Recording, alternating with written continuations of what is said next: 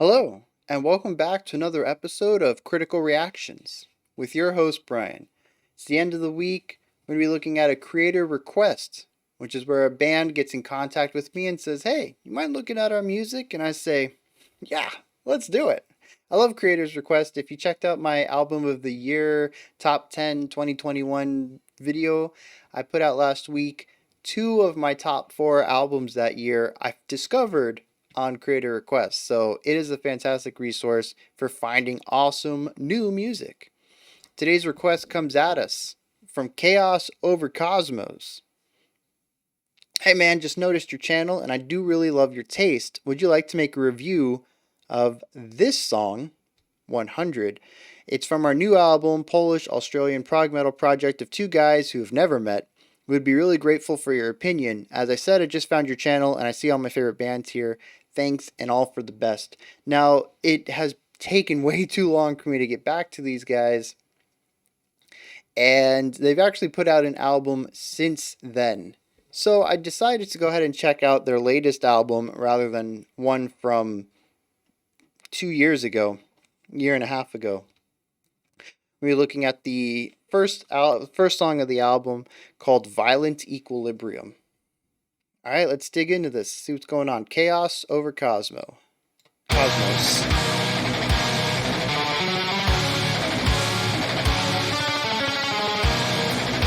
Alright, so we're in an extremely fast 6/8 right here.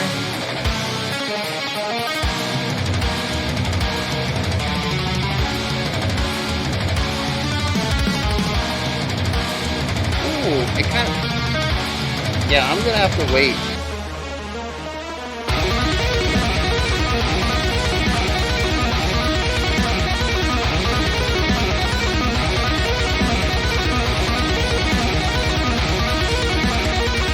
I actually think it's in 4/4.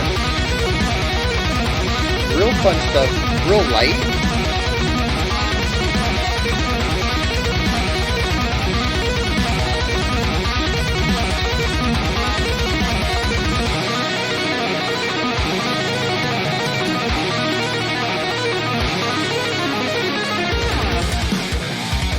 Oh, yeah.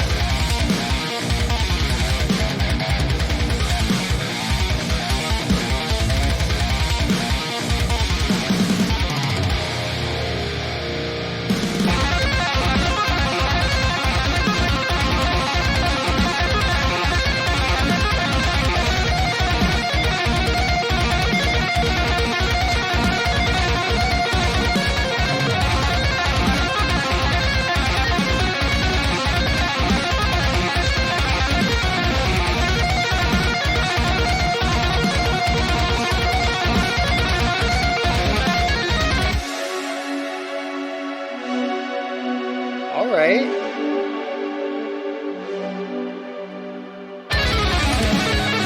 Some very sharp transitions.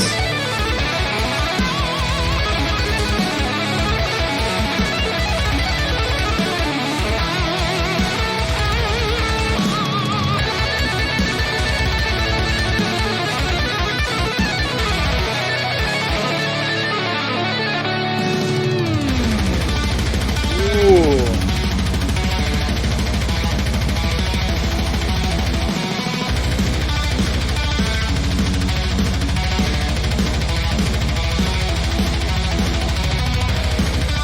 Interesting.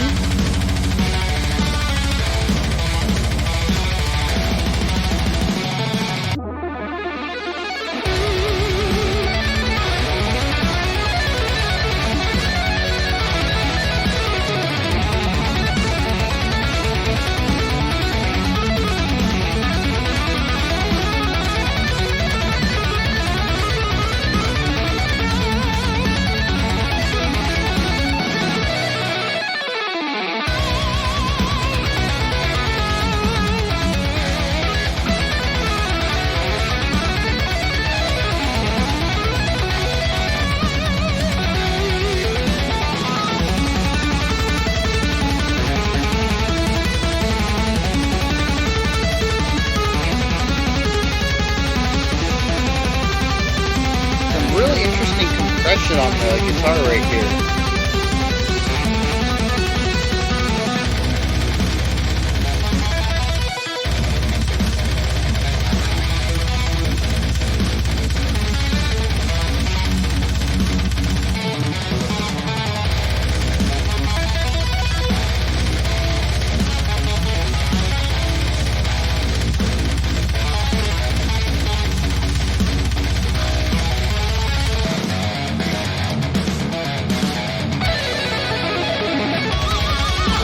think that's been the cleanest transition yet.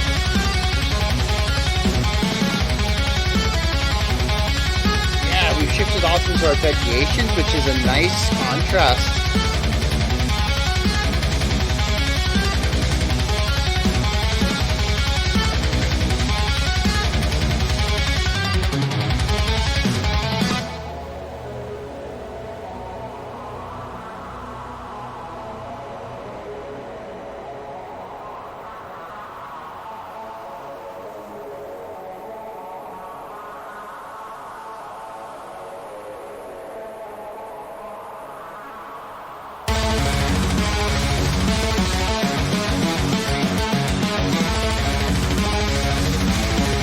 Pushing into that circular feel here.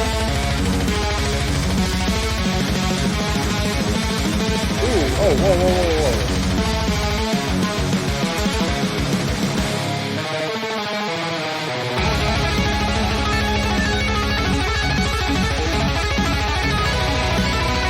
Yeah, I really like that chug underneath this.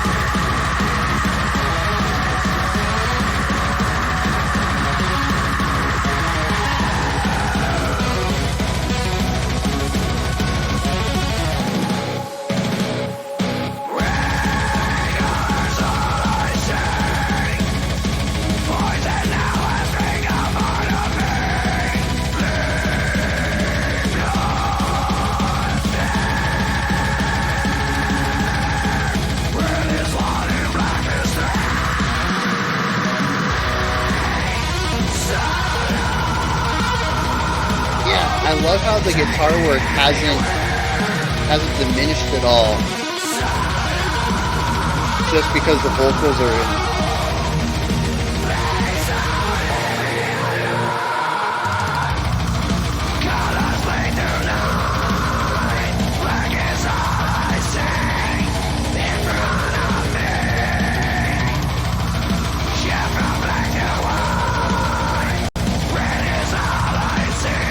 I like the panning vocals. That is a nice touch.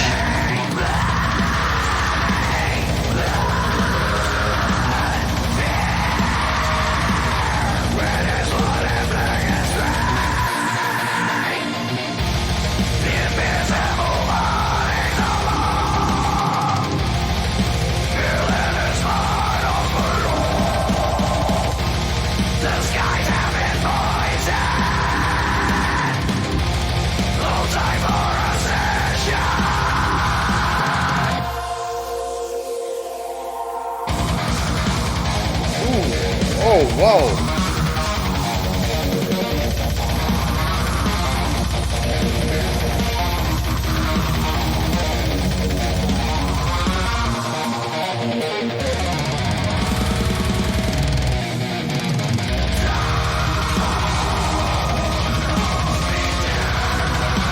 Yes.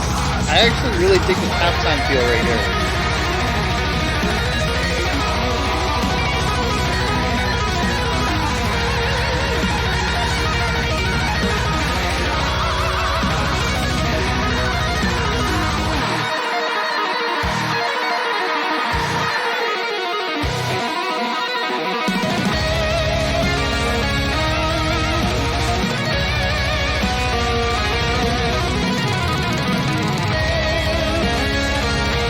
Added in a bar there.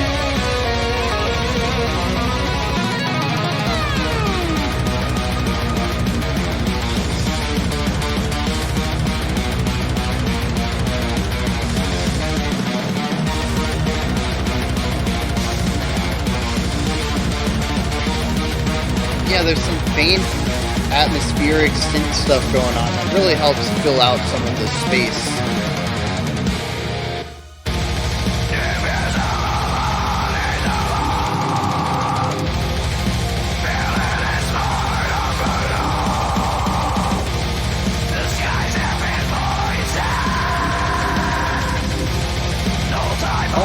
supposed to have some choir stuff left. Man, that was weird.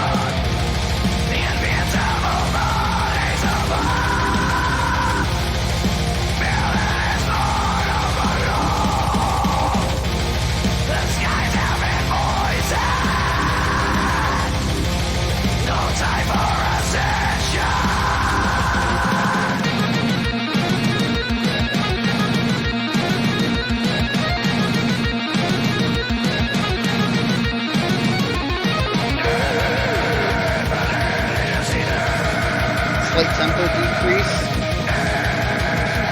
There's a little bit of metric modulation there too.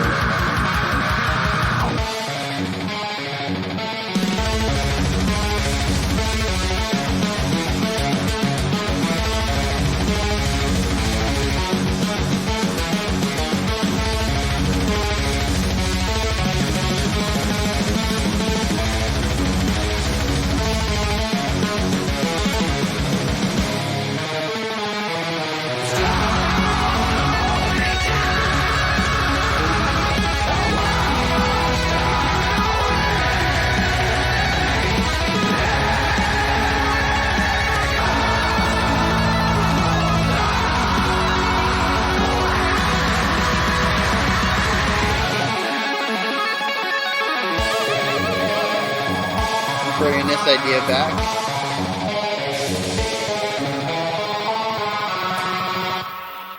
Oh, interesting.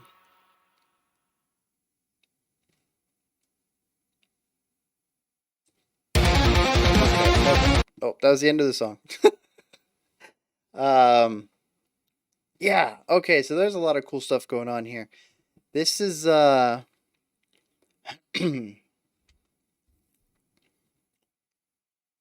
to me, this definitely sits in the realm of something like Meshuggah or Animals as Leaders, where it is hyper focused on technicality, and I think there's going to be a bit of an audience in the critical reaction community for this. But just like with Animals as Leaders, it kind of bounces off of me a little bit just because it's technical to like 100% technical. Whereas I need some I I don't want to say soul. I don't want that to have like a negative idea on what I think of this track, but it yeah, it's just not my cup of tea. But we're gonna dig into this because there's some really fantastic stuff going on in here that I need to point out.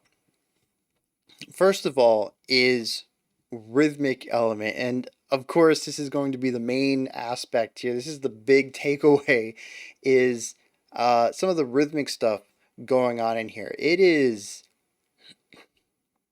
man, there are quite a few times, like the whole song, I'm pretty sure it takes place in 4/4 with varying tempos, varying amounts of interjected bars where we'll have like 4 bars of 4/4, but instead of a 16 beat phrase, it's an 18 beat. So we'll get a bar of 2/4 at the end of it just to offset it a little bit. But 90% of this track is in 4/4. There is a heavy triplet concept going on in here that shows itself quite often.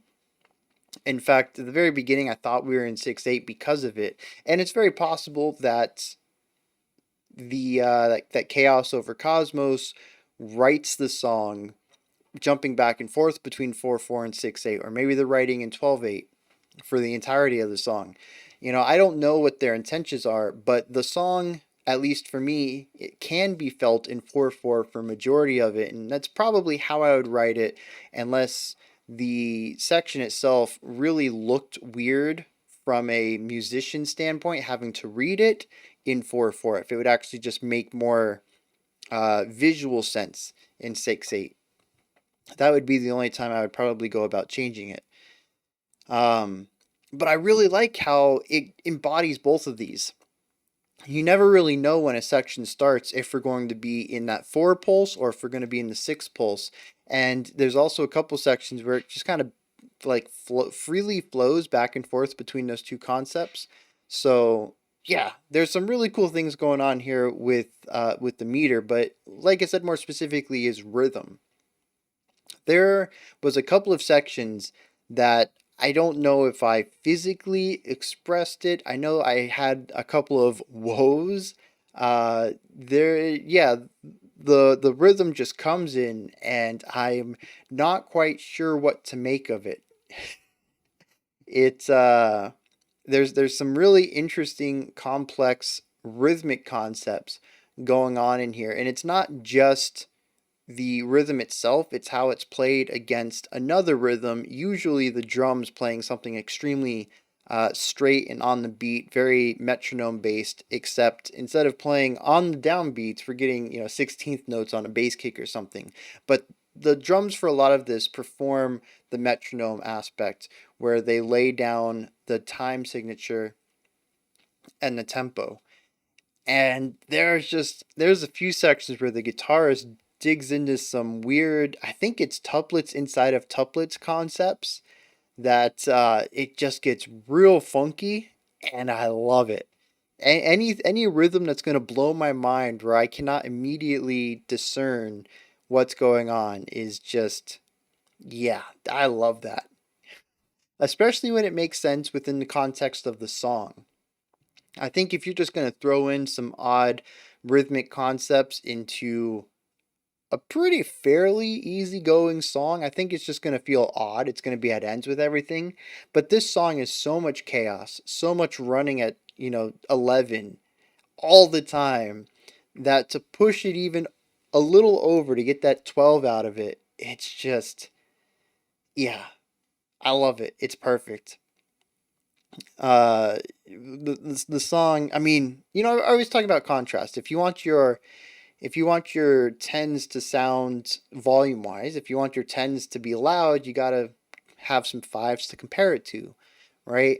This song runs at 10 as far as complexity and speed, pretty much nonstop. And it's interesting just to see them push the dial a little bit more, get that 10.5 out of it, even though it's a 1 to 10 scale, they get that 10.5 with those little moments of odd rhythmic stuff, just to really complicate the chaos. And that's cool. I am curious about musicianship here. It says all music and composition is written by Raphael Bowman, and all lyrics and vocals are produced by Casey Lyon. Doesn't say anything about performance, though. We have a writer and a producer. So I'm a little curious about that. The drums, see, this is going to be a little bit that bounces off of me, and that's a production thing.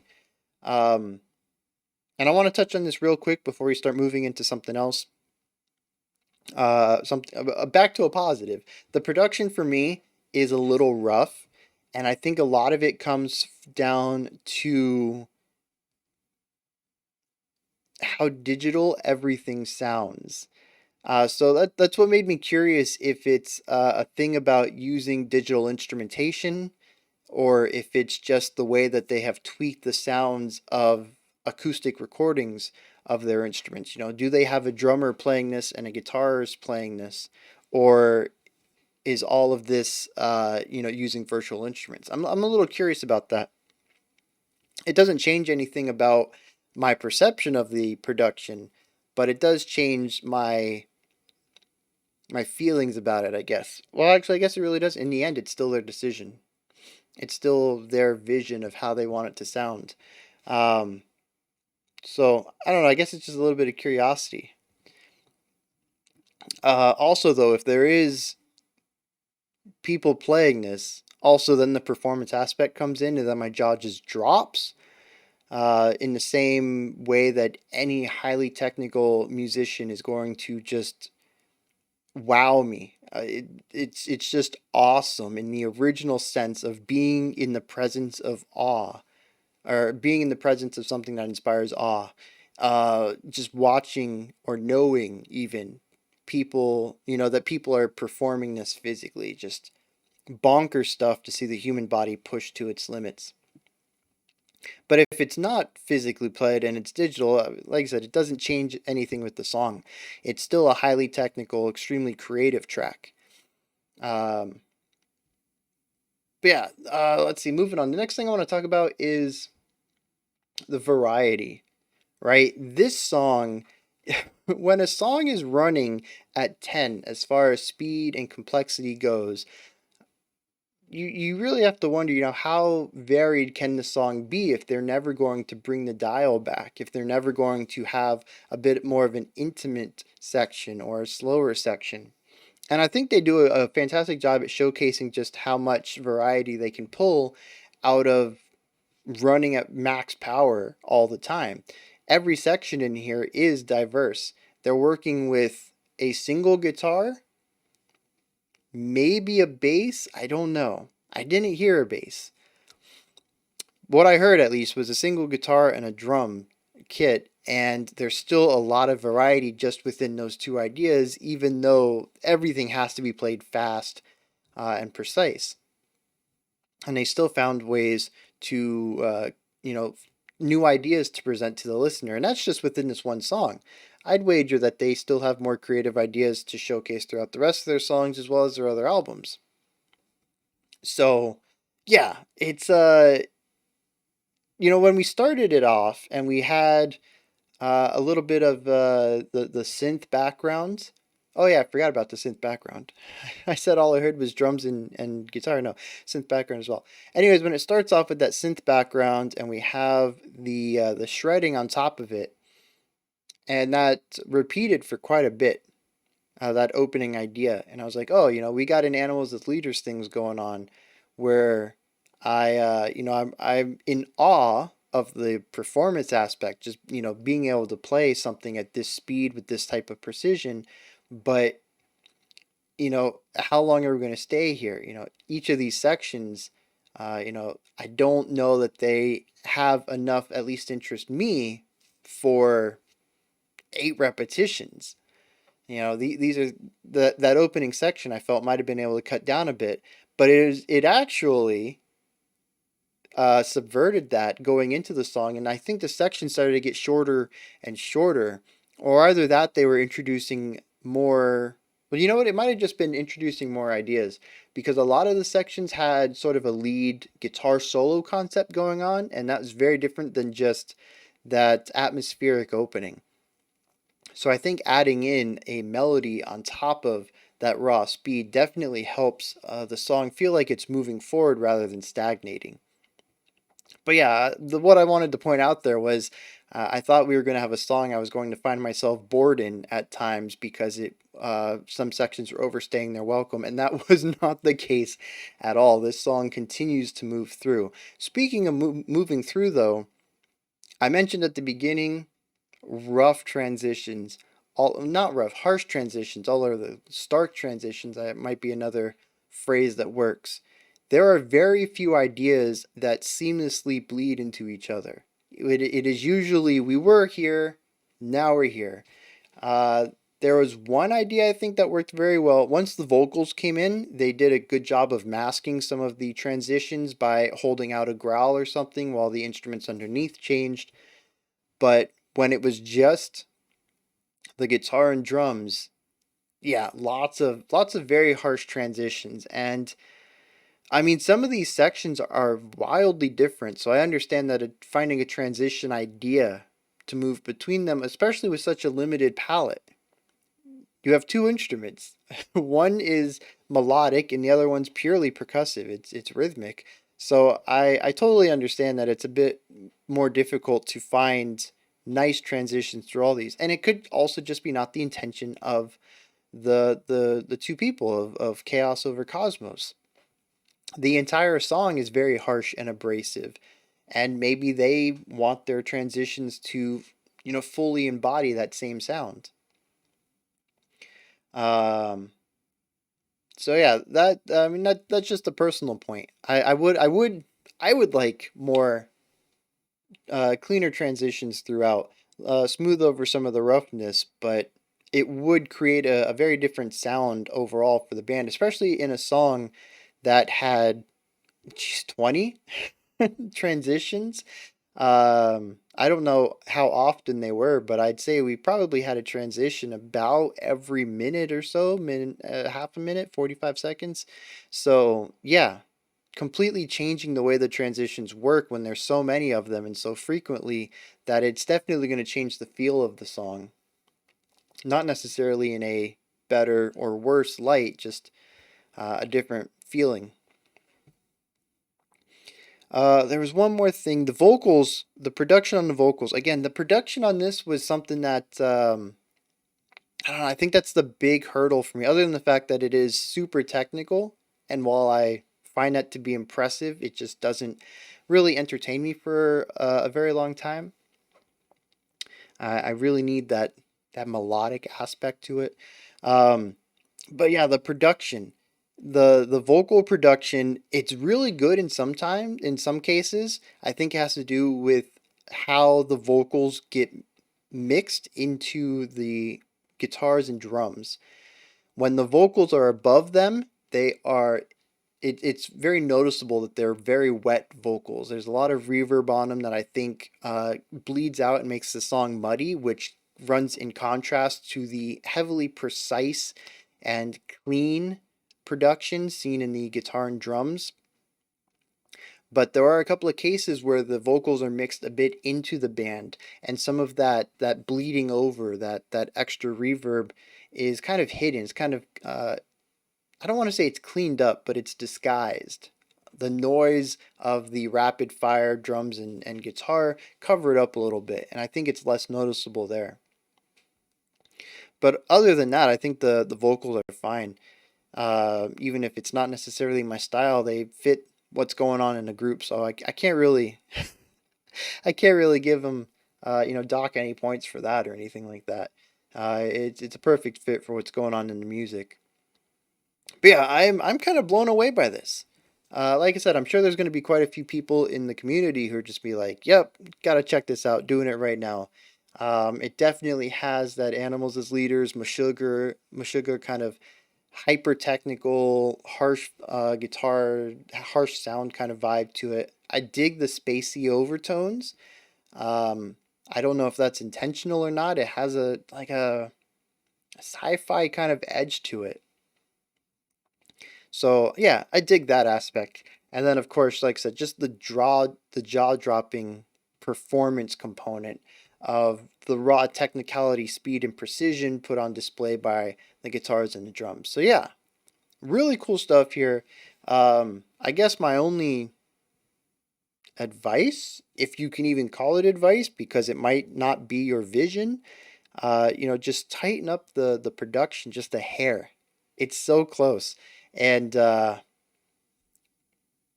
that's really the only the only thing I would have to say. Everything else is it's subjective. It's my own personal tastes. But yeah, fantastic job on this.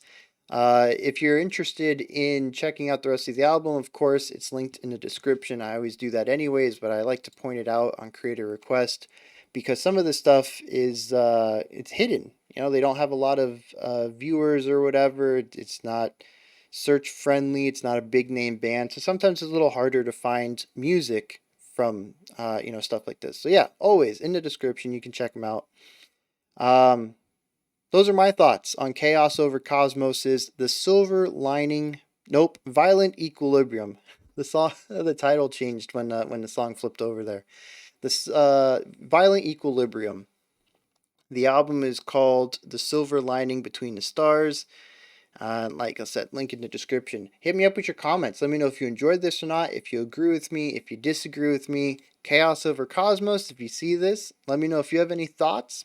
I am always welcome to chatting with the bands when I check out their music, especially for creator requests. I think it's just a really cool time to sort of pick your brain and see why you've made some decisions or if you have anything to add about the composition process or anything like that. Like, I'm intrigued as well into just how you get your brain into this mode of just, I don't know, 16th notes, 30-second notes all the time. It's so different from my style of music that I have a lot of questions about that, if you don't mind talking about it. When you're done commenting, head up to the description box. In there is a link for Linktree. It'll take you to this menu right here. You can join the Discord community, support me through Patreon, buy some merch, submit a special selection. If you're a band and you want to email me, there's an email icon. I don't know how this works. There's an email icon in the top row. Go ahead and hit me up with your band, your music. Send me a picture of a band picture and a logo picture I can use for thumbnails, and some context to the song if you want. Let me know all that stuff, and I can get you on the channel as well. When you're done with the description box, like, subscribe, and ring the bell. I greatly appreciate all three of those things. All right, that's it. I don't do anything on the weekends. As you know, it's perfect time to catch up. I might be releasing one of the live streams, Patreon live streams that were blocked. It'll be the October one. And otherwise, though, nothing's coming out this weekend. But I will be back on Monday. We're going to be looking at an excessive use of blank, where I look at songs that have a lot of something in them. I think it's going to be a fun week. That'll be at 5 p.m. Eastern Standard Time, 10 p.m. UTC, as usual, on the Monday. Until next time, remember to be critical but not cynical of the music you listen to, and have a fantastic morning, afternoon, or evening whenever you choose to watch my videos.